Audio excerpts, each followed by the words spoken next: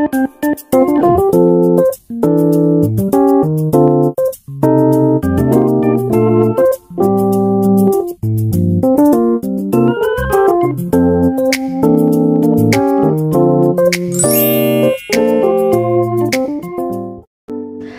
assalamualaikum warahmatullahi wabarakatuh. Welcome back to my channel Mama Dehanya. Hai momis, apa kabar nih semuanya? Semoga dalam keadaan sehat selalu ya moms. Amin. Di video kali ini aku mau share ke momis semua soal budget tracker atau spending tracker ya. Tapi sebelumnya ini nih aku lagi hitung-hitung uang untuk beli sepeda Dehan. Alhamdulillah uangnya ini sudah terkumpul. Dari target yang aku capai itu kan 500.000. Tapi ini sepedanya itu aku lihat di Shopee harganya 645.000. Jadi 150.000 nya aku ambil dari uang tabungan. Sepeda ini tuh aku order di pagi hari dan alhamdulillah ini di jam 2-an itu udah sampai karena menggunakan pengiriman GoSend instan gitu loh moms. Jadi sepeda ini sengaja aku cari dan order dengan satu kota yang sama denganku supaya nanti pengirimannya itu tidak ribet gitu. Terus dari si tokonya juga sudah dirakit, ini langsung bisa dipakai sama Dehan. Jadi aku gak perlu bingung lagi untuk ngerakit-rakit gitu. Ini sepeda ini aku terima dengan sedikit ada kendala di bagian rem depannya itu. Karena kanvas rem sepeda depannya itu agak nempel gitu ya ke roda depannya, jadi kayak agak susah gitu buat jalan, agak keras gitu diputarnya. Cuman aku langsung segera chat sellernya dan mereka juga fast respon gitu ya, sampai kita tuh video call gitu buat ngebenerin rem sepeda. Tapi qadarullah remnya juga nggak bisa dibenerin dan akhirnya dibawa ke bengkel deket rumah. Walaupun begitu aku masih sangat appreciate kepada sellernya ini karena mereka juga bertanggung jawab gitu loh. Mereka juga repot-repot ngubungin kita, dikasih tahu, dikasih contoh gitu gimana cara ngebenerin rem. Terus bahkan mereka juga mau kalau misalkan ini ditukar sama item yang lain. Karena untuk warna orange ini cuma tinggal sisa satu, sedangkan Dehan mau banget warna orange ini biar sama dengan sepedanya yang lama. Jadi akhirnya kami memutuskan untuk nggak usahlah ditukar, dibenerin aja di deket sini. Untuk kualitas besinya sendiri itu juga tebel ya, jadi lihat aja tadi Anya duduk di besinya itu lebar gitu, nggak sakit kalau duduk di sana. Terus habis hujannya udah reda, kita langsung test drive. Test drive di depan rumah aja, di depan komplek. Terus ngajarin juga Dehan kan supaya terbiasa juga dengan sepedanya. Karena kebetulan juga itu sepedanya tuh size-nya aku ambil ukuran 18 inch gitu. Seharusnya kan 16 inch lah gitu ya. Cuman aku agak gede gitu. Kata papanya juga nggak apa-apa sih agak gedean supaya nanti awet sampai gede Dehan juga. Tapi pas Dehan lagi test drive gitu aku nggak bisa record karena kan sambil nemenin, dan Anya sebelum ini tuh juga maunya digendong jadi nggak bisa pegang HP deh. Ini juga kepikiran record juga pas waktu udah selesai ngajarin Dehan main sepeda. Alhamdulillah Sinking Fund ini sangat membantu sekali untuk mewujudkan wishlist aku yang ini, yaitu untuk membelikan Dehan sepeda tanpa rasa beban gitu. Terus ini lanjut aku mau ngebikin spending tracker yang biasanya aku sudah bikin di bulan-bulan sebelumnya. Kali ini adalah spending tracker aku atau spending challenge aku di bulan ketiga. Dan insya Allah ini aku akan rutinkan terus supaya bisa ngebantu aku untuk mengontrol keinginan aku untuk berbelanja. Sudah 2 bulan aku menulis spending trackerku, walaupun hasilnya belum maksimal ya, atau belum 100% berhasil, tapi aku dengan begini tuh aku bisa tahu bagaimana sifat aku berbelanja, bagaimana kebiasaan aku berbelanja, sehingga untuk kedepannya tuh aku harus belajar lagi untuk lebih baik lagi ya, untuk menahan diri ataupun misalkan untuk memilah-milah kebutuhan mana yang harus didahului atau yang masih bisa ditunda untuk dibeli gitu. Selain itu, aku juga sudah mulai memahami ya kebiasaan aku berbelanja itu untuk apa gitu. Jadi aku pun pelan-pelan juga mulai berhemat secara perlahan. Harus perlahan. Jangan pernah melakukan penghematan yang ekstrim di dalam keuangan. Kalau kita tuh hemat langsung ekstrim gitu, itu akan menjadikan penghematan tersebut sebagai sebuah hal yang sulit banget, bahkan bisa jadi mustahil untuk dilakukan. Jadi aku akan menjalankan hal ini secara perlahan dulu dan juga secara terencana. Mulai dari hal-hal yang kecil saja dulu, yang terlihat mudah untuk kita lakukan. Setelah itu, aku akan jadikan ini sebagai rutinitas, yaitu no spend tracker atau nge-track pengeluaran-pengeluaran yang sudah aku lakukan transaksinya.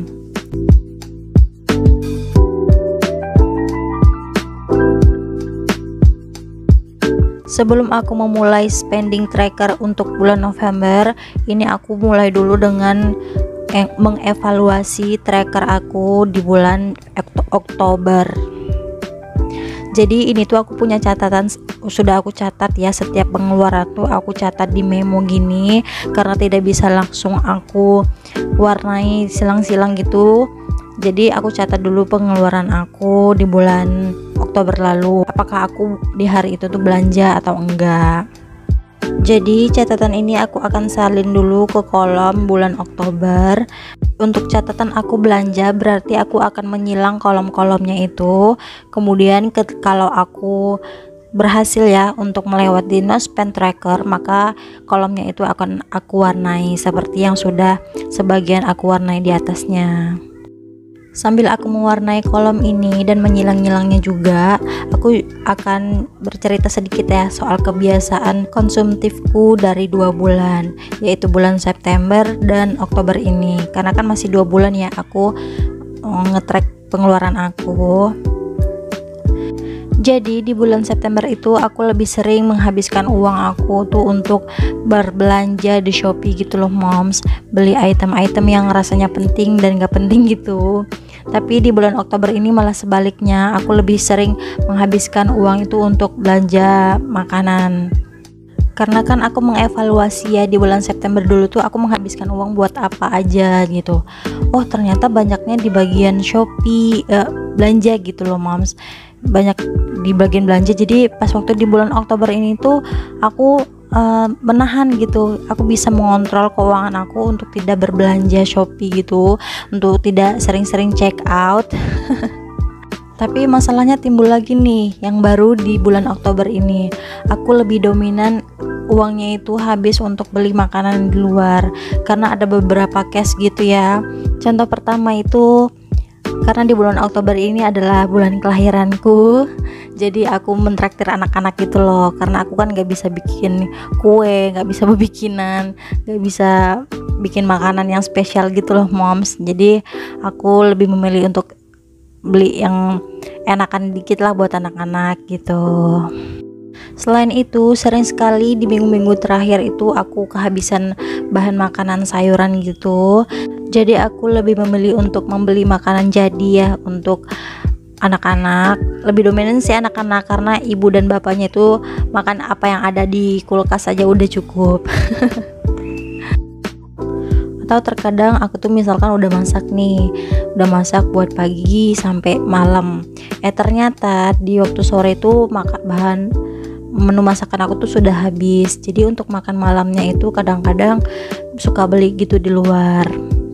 Tapi nggak selalu GoFood sih, kadang-kadang aku juga belanja makanan yang warung-warung di depan komplek ya, juga sering. Jadi tetap aku masukkan ini ke dalam spending tracker. Kenapa? Karena kan seharusnya kan itu tuh kebutuhan wajib yang biasanya ada ya moms. Tapi kan karena aku mengkonsumsi makanan jadi kan harus mengeluarkan uang lagi gitu. Sedangkan budget untuk pengeluaran mingguan itu sudah ada. Oke, untuk bulan Oktober ini aku berhasil untuk tidak berbelanja itu 19 hari, sedangkan aku gagal alias aku berbelanja itu selama 12 hari. Kalau dibanding dengan bulan September yang lalu, Aku berhasil melewati tantangan untuk tidak berbelanja ini selama 21 hari, sedangkan yang gagalnya itu selama 9 hari. Kalau dibanding sama Oktober itu masih mending bulan September ya moms. Lagi-lagi aku harus jujur pada diri aku sendiri, ya inilah kenyataan yang aku lalui setiap bulannya. Untuk ke depan aku harus lebih baik lagi dan lebih bijak lagi dalam menggunakan uang supaya tracker ini bisa aku warnai lebih banyak lagi, lebih dominan gitu. Ditambah lagi jatahku di bulan November ini juga sudah tidak ada ya, juga sudah habis. Jadi aku harus bisa berpuasa untuk jajan. Lagi pula kalaupun punya kebutuhan gitu ya untuk masalah survive soal makan, itu kan juga sudah ada budget untuk belanja mingguan. Jadi tugasku adalah benar-benar menyusun meal plan gitu ya, untuk supaya kita tuh tidak ada kepikiran untuk belanja di luar lagi, untuk beli makanan di luar, ataupun menahan perut kita, menahan keinginan kita untuk check out di Shopee atau di toko online manapun. Dan pastinya aku tidak akan kapok ya untuk selalu rutin mencatat pengeluaranku dan men-trackingnya demi keuanganku yang lebih baik. Ini juga salah satu yang bikin aku ketagihan untuk bikin budgeting, karena kan memang jembatannya itu dari kita sudah bikin budgeting, tentu harus dengan satu kesatuan. Kita harus nge-review budgetnya juga, pengeluarannya juga.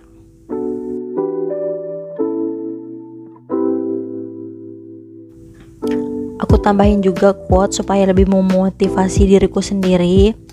It's not your salary that makes you rich, it's your spending habits. Yang artinya, bukan gaji yang bikin kamu kaya, tapi kebiasaanmu dalam membelanjakan uang. Quotes ini benar-benar ngena banget ya aku ya. Karena kebiasaan belanja itu kan bakal jadi bencana jika kita tuh tidak tahu bagaimana cara mengelolanya. Sebanyak apapun yang kita hasilkan tetap habis jika belanja jor-joran dan gak bisa mengontrol keuangannya. Belanja itu hakikatnya adalah membeli apa yang kita butuhkan, bukan yang kita inginkan gitu. Bagaimana sih cara membedakan kebutuhan dan keinginan?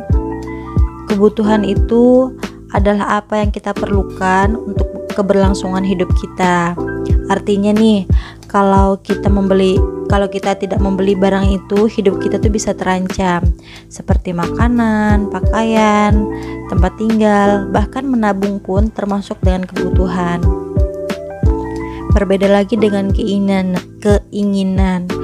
Keinginan itu tanpa membelinya pun kita bakal baik-baik aja gitu. Misalkan nih, makan di restoran mewah, pakaian harganya mahal, apartemen yang cicilannya berat gitu. Itu kan kalau misalkan kita kurangi ya, kita tidak makan di restoran mewah dan lain-lain seperti yang aku sebutin tadi, kehidupan kita tuh sebenarnya baik-baik aja gitu. Jadi quotes tadi tuh maknanya dalam banget ya menurut aku, sampai panjang lebar seperti tadi penjelasannya. Mungkin lain kali aku akan bahas ya, aku akan cerita-cerita lagi soal kebutuhan dan keinginan ya moms. Mudah-mudahan moms suka ya dengan videoku kali ini dan bermanfaat juga buat momis. Ini aku udah selesai untuk menggambar no spend trackernya, dimana rulesnya itu masih sama dengan bulan-bulan sebelumnya, yaitu untuk tidak belanja online shop, tidak pergi keluar, tidak makan di luar, dan tidak order makanan di GoFood, ShopeeFood, dan GrabFood seperti gitu. Silahkan tinggalkan emot awan yang ini atau bintang yang ini jika momi sudah nonton videoku sampai ke menit ini ya moms. Terima kasih. Untuk video kali ini aku sudahi dulu sampai sini ya moms. Semoga bermanfaat buat momi semua. Aku pamit. Assalamualaikum warahmatullahi wabarakatuh.